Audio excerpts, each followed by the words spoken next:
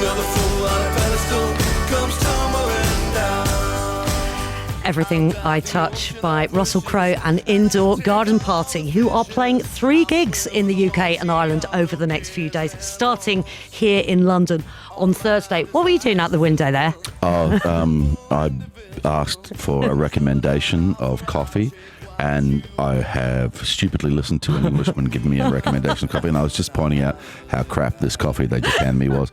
We're playing at the Union Chapel tomorrow night, Thursday night in Islington, and really looking forward to it. Yeah, and you're also playing in Leeds. Of course you are. Playing in Leeds, and after Leeds we nip over and we play in Dublin. Oh, at my favourite venue of all time, the Olympia Theatre. Gorgeous. Those who have sort of got an overview are looking at the 3 venues chosen, and there's very definitely a reason for it. The venues that we're playing in Union Chapel, City Varieties Music Hall in Leeds, and then the Olympia in Dublin are definitely chosen because of their aesthetic. We were just saying there while the music was playing that when I listen to this album, it feels like a live album. Why is that?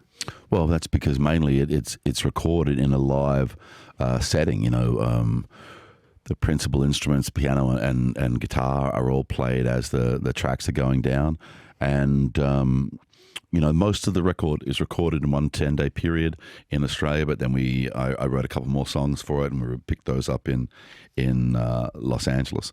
This is a very unique band in that it's 4 singers and a producer. And all of the songs, there's a cover of one of the hidden tracks is an Irish song called The Fields of Athenry. Right, I found it. I was over the moon to hear it. Cool.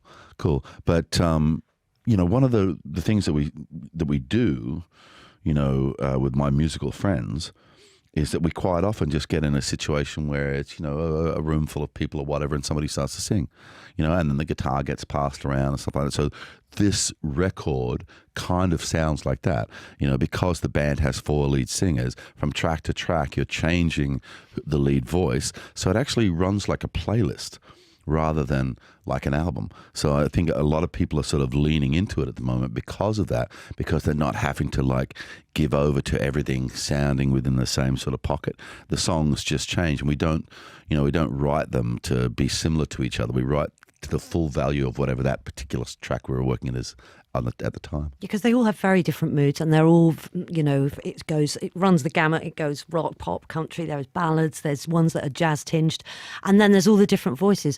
Scott Grimes, who, for anybody that doesn't remember who Scott is, Donald Malarkey in Band of Brothers. That's all I'm saying to you. It was one of his finest hours. But for the kids, yes, he's the voice of Steve Smith in American Dad. Wow. And, Steve bursts into song every now and then.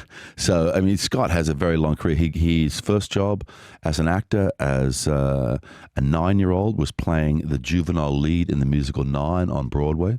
He's toured with Bob Hope. He used to tour with Michael Jackson.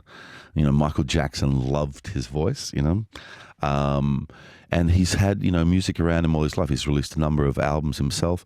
I met him first in 98. We worked on a movie together. He also played Will Scarlet in 2009 Robin Hood. Mm-hmm. And I always had just a singular criticism about Scott, that his voice was so beautiful that I just needed him to sing about things that are a little bit more important.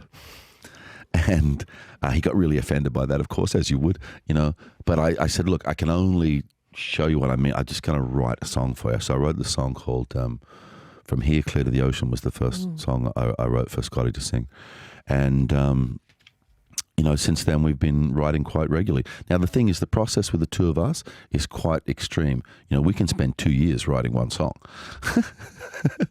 But, How? Well, because he's like, in his own way, he's a perfectionist. He doesn't really, he wants to sort of be over the top of stuff. But we've done it in different ways, lots of different ways. So, one time I'll write something out for him, say the song goes like this, it's in this key or whatever, and then he'll spend quite a bit of time learning it and fashioning it to himself. But then, once he started to sort of trust me in terms of the songwriting process, he gave me this 5-minute tape of absolute gibberish. where every now and then he would say the word midnight, and I had to reverse engineer a lyric to fit the exact, syllable and meter of every gibberish sentence that he did. And it's on the album. Yeah, it's on the album. It's a beautiful song.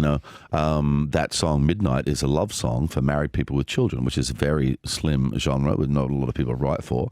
But if you are married and if you have kids, you know that there comes a difficult time where you're trying to find time together, and it can be quite hard to achieve. Almost impossible, actually, speaking from experience. So the whole concept is that they do their business after midnight. After midnight, indeed. And then they're exhausted probably when they wake up. But we don't talk about that because it's not very romantic. Alan Doyle, tell us about your relationship with Alan, because you have worked with him musically. He's a Canadian folk legend, for anybody who doesn't know. You've worked with him for years. Yeah. I first became a fan of Alan's on that same movie, 1998, where I was playing an ice skating sheriff in a movie called Mystery Alaska. And one of the guys who's a kind of a peripheral member of Indoor Garden Party, a guy called Kevin Durand, introduced both me and Scott to the music of Alan Doyle.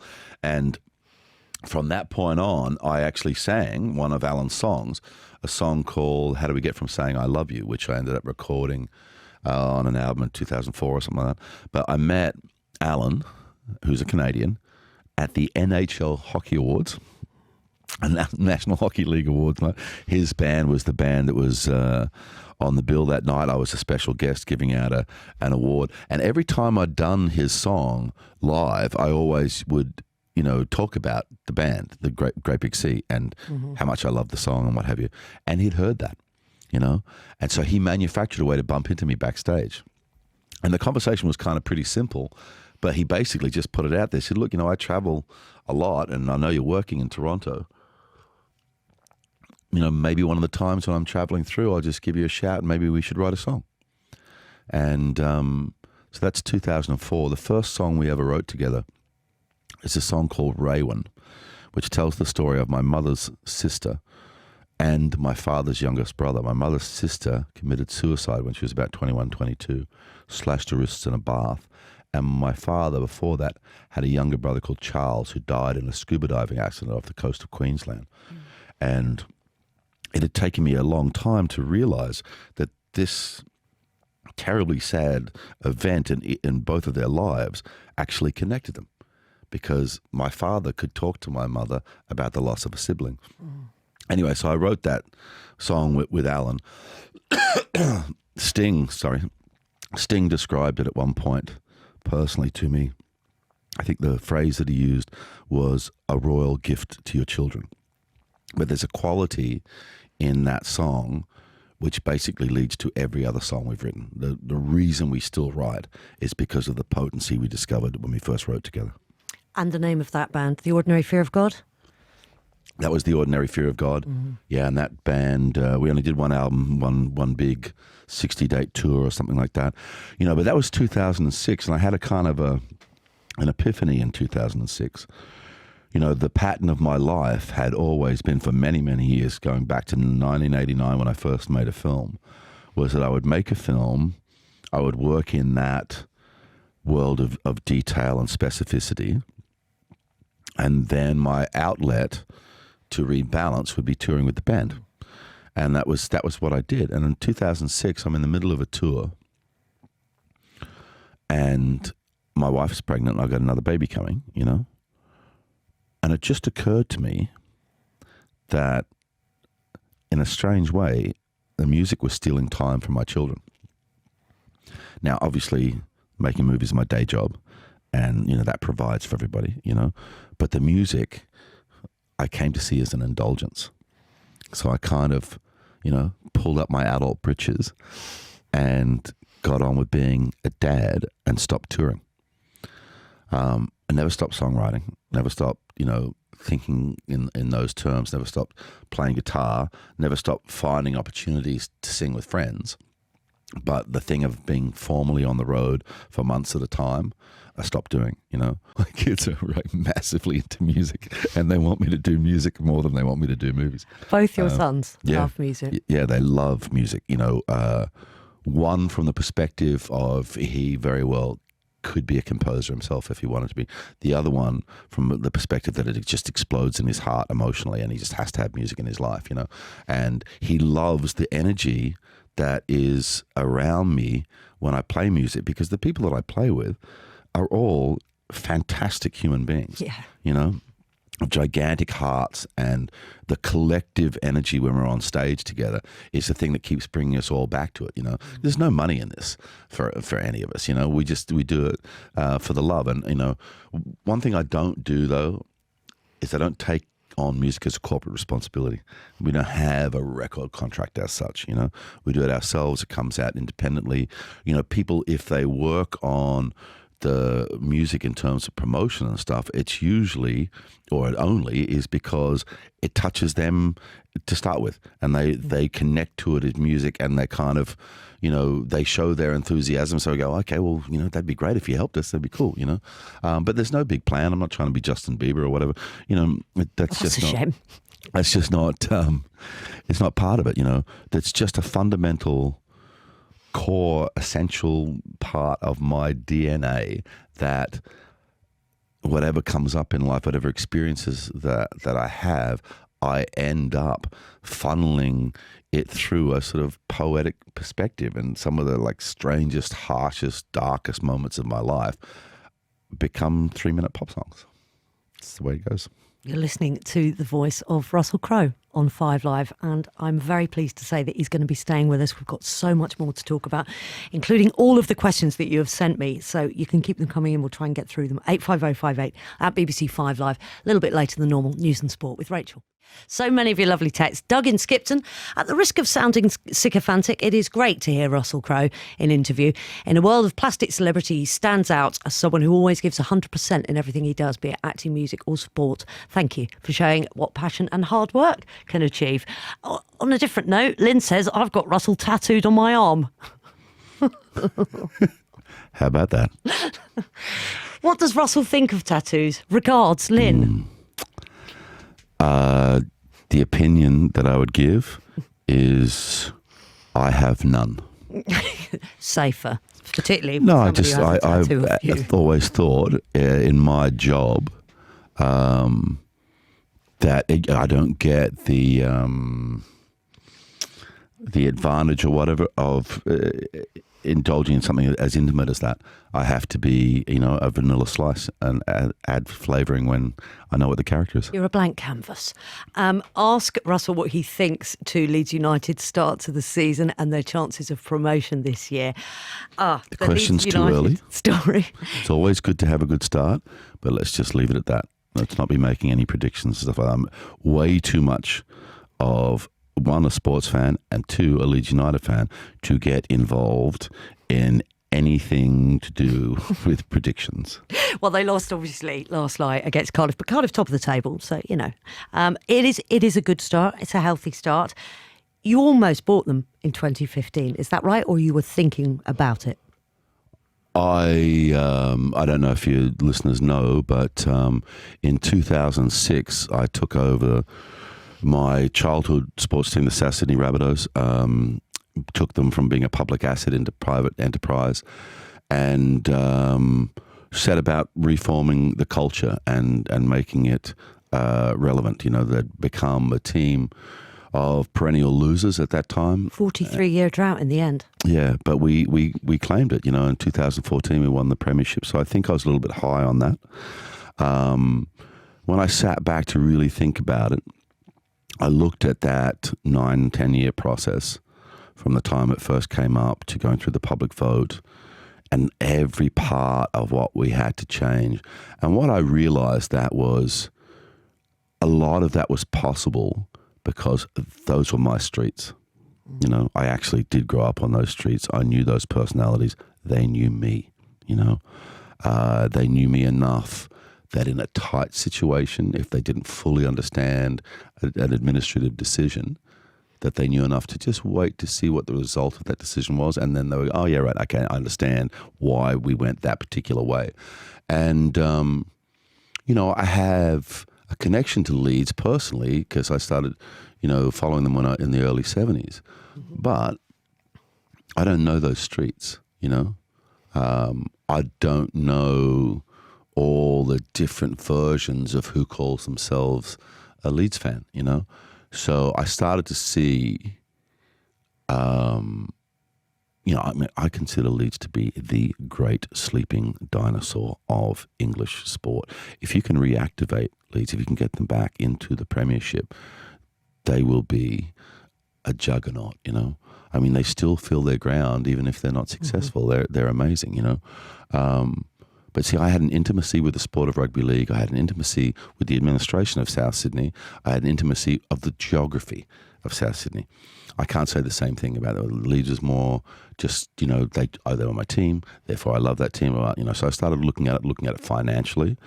We gathered a big group of people together who were all interested in the same thing, But it came back to, at the end of the day, how much time do I have to spend in Leeds to make this work? Because my experience with South Sydney was that if you're not there, it doesn't get shaped the way it needs to be. So you have to be there. You have to be hands-on.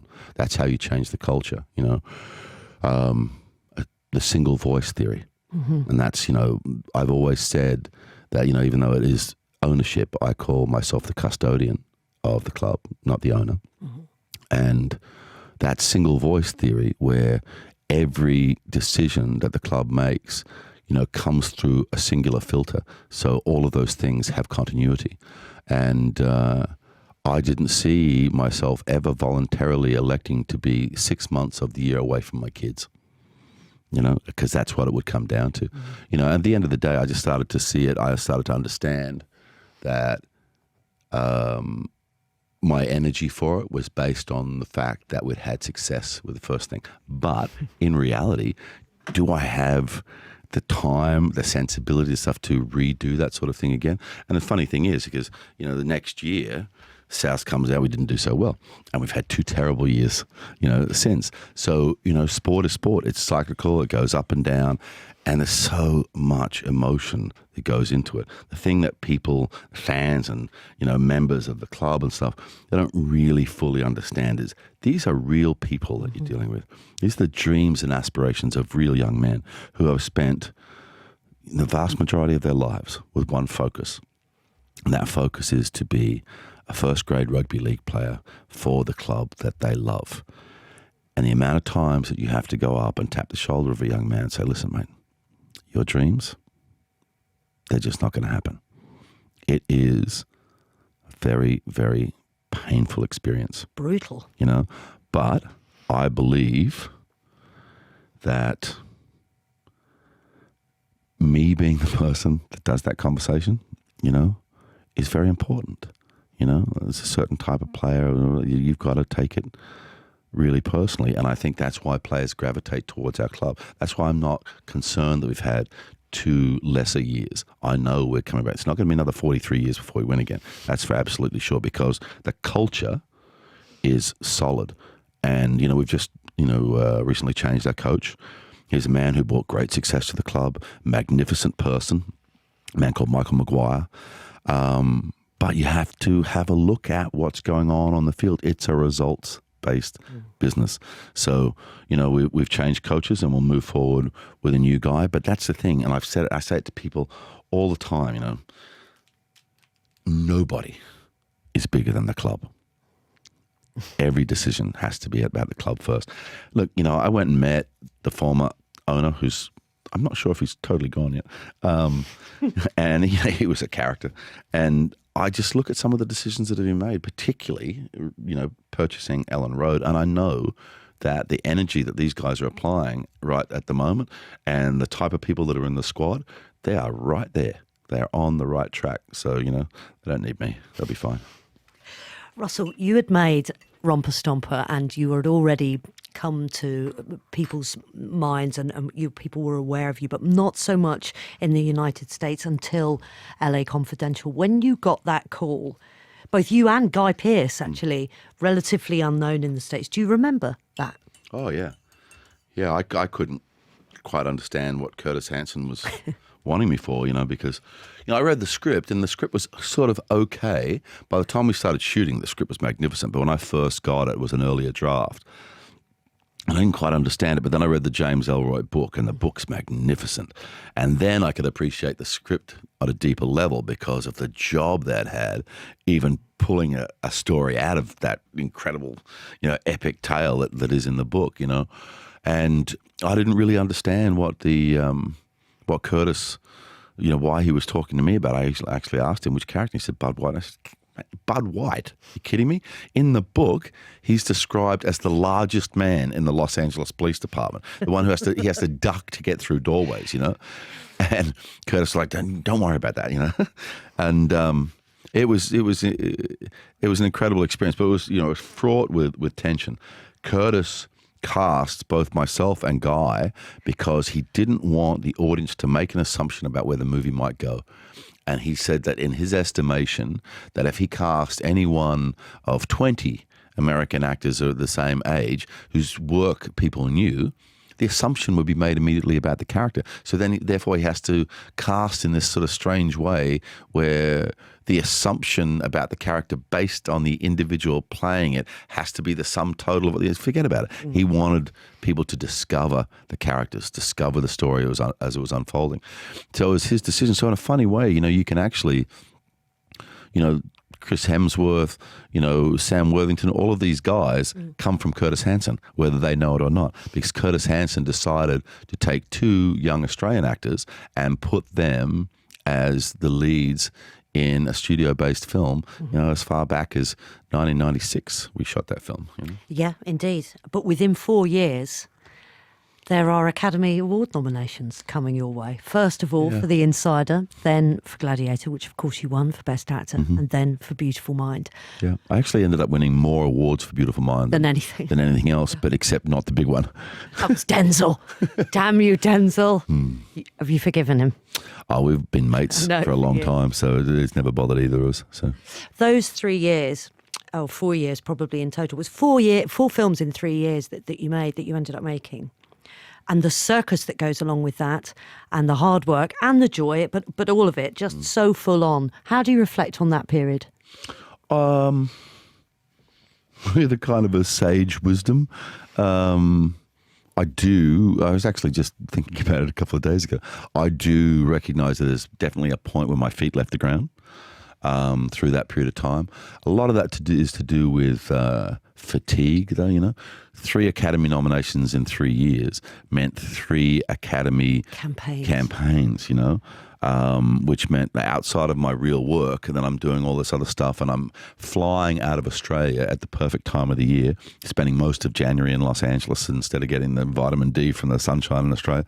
So it didn't really suit me. I mean, but you got to be cool about it. You got to be humble enough to know, any actor who gets 3 nominations over the course of however long their career is a happy fella, But just 3 in a row was a bit much.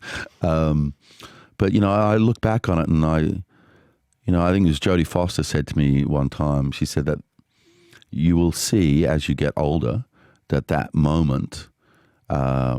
And the style of your speech and the attitude of your speech when you won the Academy Award, she said, that's going to be one of the finest moments of your life, because you controlled that emotion and you made your point, and you talked to millions and millions and millions of creative kids around the world and just said, keep doing it. Yeah, as you said, if you're on the downside of advantage, you can make it. Around this time, there were a series of altercations, which I'm not going to rake over, but suffice to say, you said years later that the media constantly going on about it and the negative publicity was hard for you mentally. Yeah, but I think there's a thing that happens if you get into a position like that, that the media, the way that we have it set up, requires constant feeding. So they, and what would Russell Crowe think about this? And what would Russell Crowe do in this situation? Because he's the person that's on everybody's mind at this moment, I don't mean to talk about myself in the third person, but I'm telling a story. I'll let you off just this once. But, so this thing comes where you're constantly reading stuff about yourself, and it has this wearing effect. I've often said it was because I didn't answer those questions that the problems really started, because I left a gap between me and my public persona, and I let other people fill in who the public persona was, and it does, look, if you're any sort of normal person, at all. When you have that sort of stuff constantly in your life, if you're not getting irritated by it, there's something wrong with you. You know, as simple as that. You're just not normal if you can handle people sort of saying that sort of stuff, or about you all the time. I read somewhere somebody said, if you have fame and you don't know how to monetize it, you're not very intelligent. And it's like, that person is obviously not famous, because that person doesn't know that fame has nothing to do with you as the individual. Fame has to do with the agendas of the organizations that actually make money out of that. So at a certain point, it really doesn't matter what you do or who you really are. This other thing, takes off and has its own life. But yeah, certainly at that age, there was a time when fame was like really enjoyable. Straight after LA Confidential, there was some good times, 97. You go to whatever restaurant you want to go to, whatever nightclub. You actually don't have the hassle of being like famous on the street, but you're famous within the sort of, the industry, famous with people who are passionate about film, so those conversations are great. That's cool. You cut to 2001, or 2000 after Gladiator comes out, and you're everybody's possession. And you've done a film that they have taken so deeply into their hearts, that's a different relationship you now have. And that's, I'll give you an example. So I went shopping in Rome once, right? And I go into this store, and I'm in there maybe about 20 minutes or whatever. And I come out and the entire street is shut down. There was like 2,000 people on this street, and there's federal cops with machine guns and everything, I was like, whoa, what's going on? So I went up to the first cop that was standing there. I said, excuse me, what's going on? And he says, you, I gladiatori, you are going on. I was like, what? It's like this whole street full of people was because, I was in a tourist area and the word had got out. And, so it was a little bit difficult to deal with. I'm actually, that thing I said before, I'm not a very interesting person.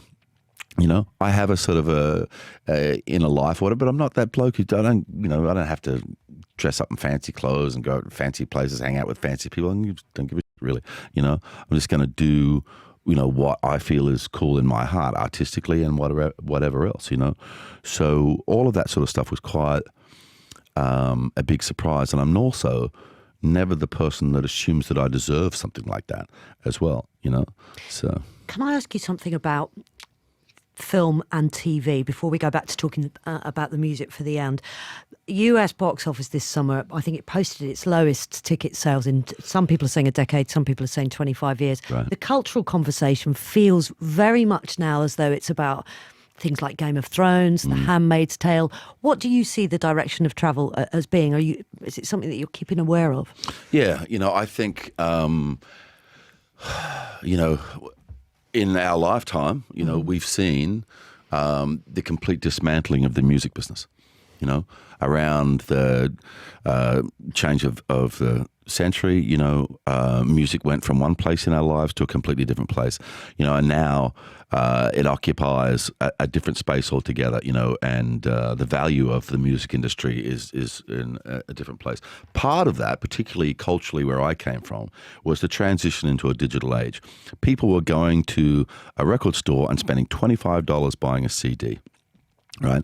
But when they started getting more computer literate, they were going to the computer store and buying 40 CDs for $15. And they started to go, how is that possible? You've convinced me I'm paying you $25 to have this technology, yet this is the same piece of equipment, and it's so, it was a kind of a low-level rebellion that started. It's like, I'm not paying your price. The position of music is not going to change in my life. I love music, but the general audience, they just changed their attitude towards music, and actually sort of, a war took place. And are people doing that with cinema now? Oh, yeah, come on, man.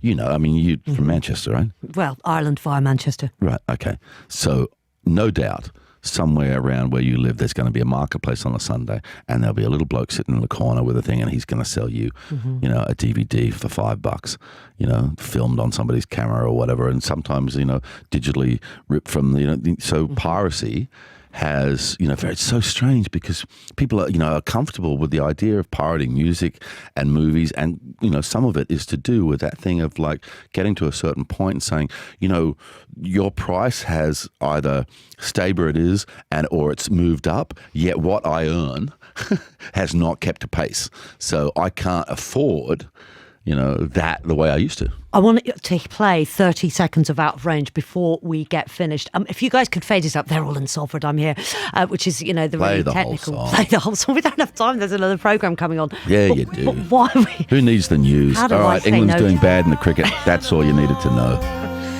There. I'm out of town, I'm out of state, I'm out of my mind, but that feels great. I'm out of anger, I'm out of pain, I'm so out of there, I'm out of range, I'm out of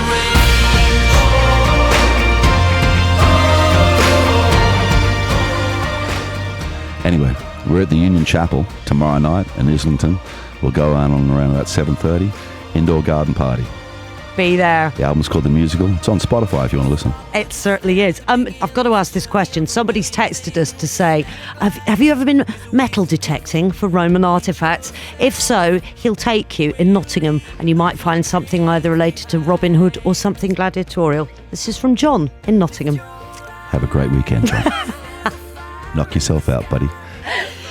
Russell Crowe, my great pleasure to be interviewing here for 5 Live this afternoon. Indoor Garden Party is the name of the band. The Musical is the name of the album. There are only 3 dates if you want to go and see them. Tomorrow night in London at the Union Hall, then at Leeds on Friday. You know what you should really do? Just get yourself on a cheap flight if you can get one to Dublin for the Olympia. Sunday night, that's going to be huge. Loving it.